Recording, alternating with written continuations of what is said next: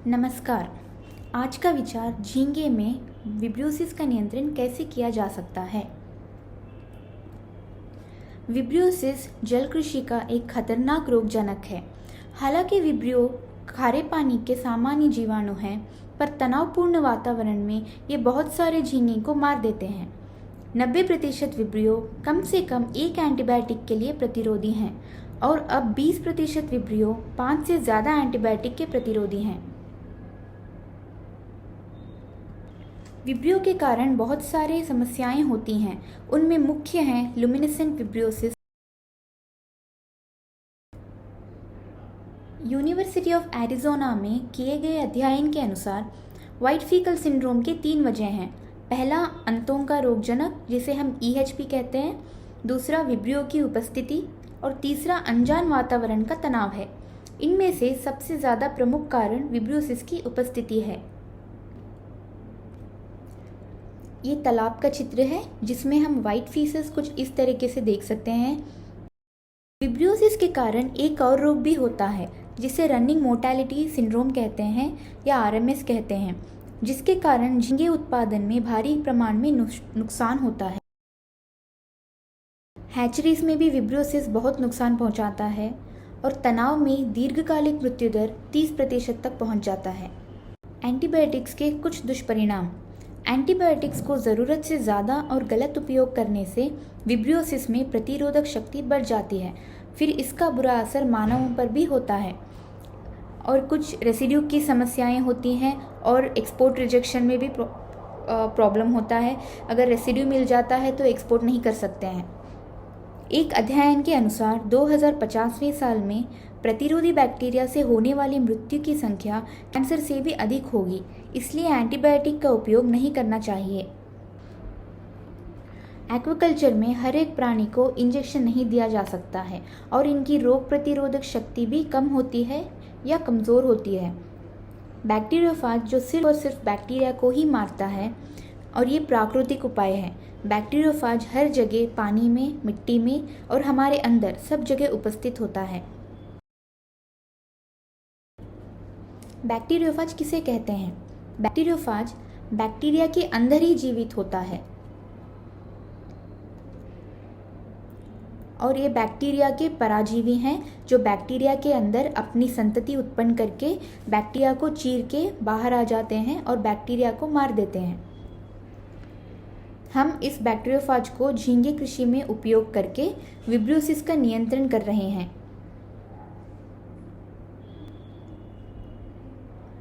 Bacteriophage निर्दिष्ट होते हैं और विब्रियो के बैक्टीरियोफाज विब्रियो पर ही असर करते हैं। बैक्टीरियोफाज को कहाँ कहाँ पा सकते हैं? बैक्टीरियोफाज हर जगह मौजूद होता है। जानवरों और इंसानों के अंतों में होता है, साफ पानी में होता है, गंदे पानी में होता है, मिट्टी में होता है, बहते पानी में होता है। बैक्टीरियोफाज का जन्म चक्र। बैक्टीरियोफाज पहले अपने मेज़बान बैक्टीरिया पे बैठ के टेल को अटैच करके अपना DNA को इंजेक्ट कर देता है और वो DNA बैक्टीरिया के अंदर जाके बैक्टीरिया की सामग्रियों का उपयोग करके फाज के कणों का उत्पत्ति करता है।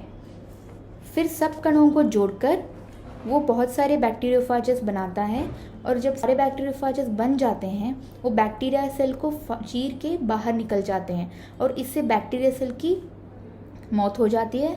और ये बैक्टीरियोफाज जो निकलते हैं बाहर, ये बाकी बैक्टीरिया को इन्फेक्ट करके उनको भी मार देते हैं। हम यहाँ पे देख सकते हैं बैक्टीरियोफाज बैक्टीरिया सेल के ऊपर बैठा हुआ है, टेल अपना अटैच करके, इसको अटैचमेंट कहते हैं। और यहाँ पे बहुत सारे बैक्टीरियोफाज एक बैक्टीरियल सेल पे बैठे हुए हैं। इस स्लाइड में हम देख सकते हैं कि DNA को इंजेक्ट कर रहे हैं अंदर और यहाँ पे बैक्टीरियल सेल को लाइस करके मार देते हैं। और जो बैक्टीरियोफाज बैक्टीरिया को मार के बाहर निकलते हैं वो सारे बैक्टीरियोफाज बाकी सेल्स को संक्रमित करते हैं। फाज थेरेपी, बैक्टीरियोफाज थेरेपी या चिकित्सा, इसको क्या है, क्या कहते हैं? हम फाज को कैसे इस्तेमाल करें ताकि ये बैक्टीरिया का नियंत्रित कर सके। ये पहली बार 1896 में हुआ था, जब हैंकिन नामक एक विज्ञानी ने गंगा के पास रहने वाले लोगों का कोलेरा से बचने की वजह ढूंढने का प्रयास किया था। उन्होंने गंगा के पानी को कोलेरा बैक्टीरिया पे प्रयोग किया और ये समझा कि पानी में कुछ जो कोलेरा बैक्टीरिया को मार रहा है, पर जब वो पानी उबालकर प्रयास किया था तब ये असर नहीं दिया था बैक्टीरिया के ऊपर। तब उनको पता नहीं था कि ये बैक्टीरियोफाज है।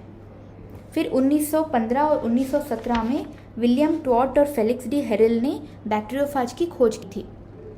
इस चित्र में हम बैक्टीरियोफाज को देख सकते हैं। यहाँ पे जो क्लियर जोन्स दिख रहे हैं इसको बैक्टीरियोफाज कहते हैं, और ये सारा बैक्टीरियल कल्चर लॉन कल्चर है, और यहाँ पे क्लियर जोन्स हैं, उसको बैक्टीरियोफाज ने लाइस किया हुआ है। बैक्टीरियोफाज थेरेपी का क्या लाभ है? पहला, बैक्टीरियोफाज जो एंटीबायोटिक प्रतिरोधी बैक्टीरिया है उनको भी आसानी से मार देता है और जो एंटीबायोटिक से नहीं होता है। दूसरा, सभी विब्रियो बैक्टीरिया को पूरी तरह से ख़त्म कर देता है।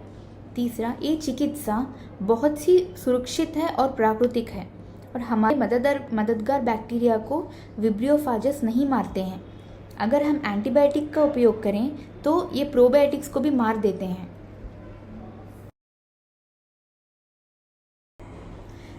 यहाँ पे हम चैलेंज स्टडी देख सकते हैं पोस्ट लार्वल टैंक्स में, जहाँ पे पहले टैंक कंट्रोल है जिसमें ना विब्रियो है और ना बैक्टीरिया है। दूसरे टैंक में सिर्फ विब्रियो बैक्टीरिया है। तीसरे, चौथे और छठे टैंक में विब्रियो और बैक्टीरियोफाजस है। पांचवें टैंक में एंटीबायोटिक्स हैं।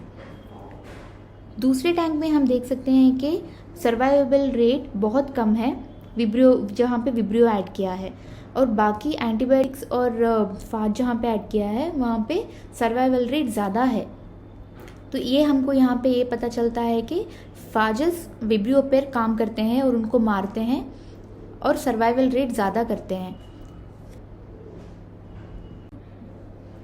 ये और एक फील्ड ट्रायल किया था जिसमें हैचरी को विब्रियो की वजह से बहुत नुकसान हुआ था।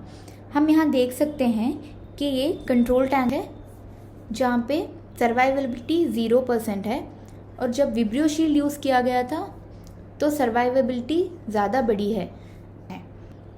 ये उसी फील्ड का ट्रायल है जो कंटिन्यू हुआ है। TCVS अगार सिर्फ विब्रियो या इस अगार में विब्रियो ग्रो कर सकते हैं। यहाँ पे 0 डे पे बहुत सारे विब्रियो आप देख सकते हैं प्लेट में। विब्रियो शील्ड यूज़ करने के 24 घंटे बाद विब्रियो का काउंट कम हुआ है, 48 घंटे के बाद और कम हुआ है। जैसे जैसे समय बढ़ता जाता है विब्रियो शील्ड विब्रियो पे काम करके और सारे विब्रियो को मार देता है, और 96 घंटे तक सारे विब्रियो मर जाते हैं।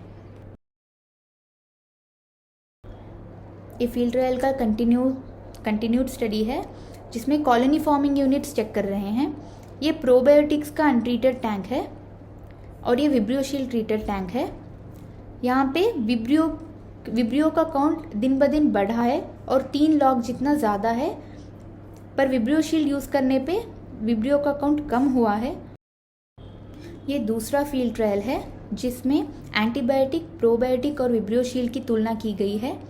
जहाँ पे एंटीबायोटिक यूज़ किए हैं वहाँ पे 40% तक सर्वाइवेबिलिटी रेट है, जहाँ पे प्रोबायोटिक्स यूज़ किए हैं वहाँ पे 60% तक सर्वाइवेबिलिटी रेट है, और विब्रियो शील्ड यूज़ करने से 70 के ऊपर प्रतिशत तक हमको सर्वाइवेबिलिटी रेट बढ़ा है। ये ऐसा है कि एंटीबायोटिक्स यूज़ करने से बहुत सारे जीवाणु प्रतिरोधी बन जाते हैं और एंटीबायोटिक्स उन जीवाणुओं पर काम नहीं करता है, उसमें विब्रियो शील्ड उससे बेटर काम करता है और अच्छे से रिजल्ट देता है। ये बैक्टीरियोफाज के फॉर्मुलेशंस हैं विब्रियो शील्ड और एलेक्सिर। विब्रियो शील्ड हैचरीज के लिए यूज़ करते हैं और एलेक्सिर ग्रो आउट्स के लिए। ये चार्ट में हम विब्रियो शील्ड का परफॉर्मेंस देख सकते हैं। कंपैरिजन प्रोबायोटिक्स के साथ होता है कंट्रोल। ये टैंक का कैपेसिटी 12 टन था और स्टॉकिंग क्वांटिटी 1.5 मिलियन, और ये मरक्कणम तमिलनाडु में किया था। सो यहाँ पे विब्रियो शील्ड यूज़ करने पे ज़्यादा सर्वाइवेबिलिटी रेट है और कंट्रोल यूज़ करने पे प्रोबायोटिक्स यूज़ करने से थोड़ा कम है। तो विब्रियोशील्ड प्रोबायोटिक से ज़्यादा बेहतर काम करता है। ये एलेक्सिर का एप्लीकेशन का इफेक्ट चार्ट्स में बताया है। यहाँ पे सर्वाइवल रेट, सर्वाइवल परसेंटेज में दिखा रहा है और ये FCR दिखा रहा है।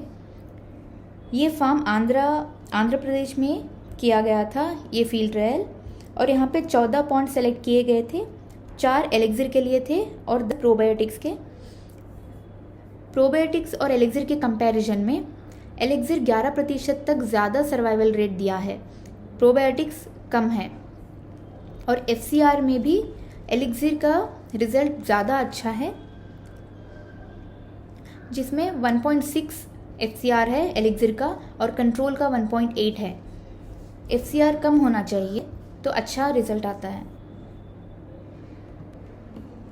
ये प्रोडक्ट्स पर हेक्टेयर और प्रोडक्ट्स पर लैक ऑफ सीड इसका ग्राफ है, जिसमें एलेक्सिर दोनों ग्राफ्स में बेहतर काम किया है प्रोबायोटिक्स के तुलना में।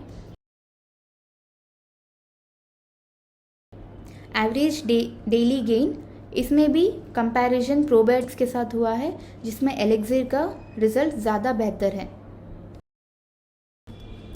आर्थिक विश्लेषण किया गया था, प्रोबायोटिक्स और एलेक्सिर की तुलना की गई थी यहाँ पे, और उसके हिसाब में हमको ये रिजल्ट आया कि लागत अनुपात का लाभ एलेक्सिर में 1.35 था और कंट्रोल में 1.06, मतलब इसमें ज़्यादा लाभ एलेक्सिर यूज़ करने पे हुआ था और प्रोबायोटिक्स की तुलना में एलेक्सिर ज़्यादा फ़ायदेमंद है। क्षेत्र परीक्षण, बहुत सारे हैचरीज में बैक्टीरियोफाज की वजह से लार्वा उत्तरजीविता बढ़ी है, विब्रोसिस भी कम हुआ है और बैक्टीरियोफाज की वजह से मृत्यु दर कम हुआ है। FCR भी कम हुआ है और उत्पादन में ज़्यादा तरक्की हुई है। बैक्टीरियोफाज थेरेपी को प्रोबायोटिक्स के साथ भी यूज़ कर सकते हैं या फिर बैक्टीरियोफाज थेरेपी अकेले यूज़ कर सकते हैं। इससे प्रोबायोटिक्स को कोई नुकसान नहीं होता है। धन्यवाद।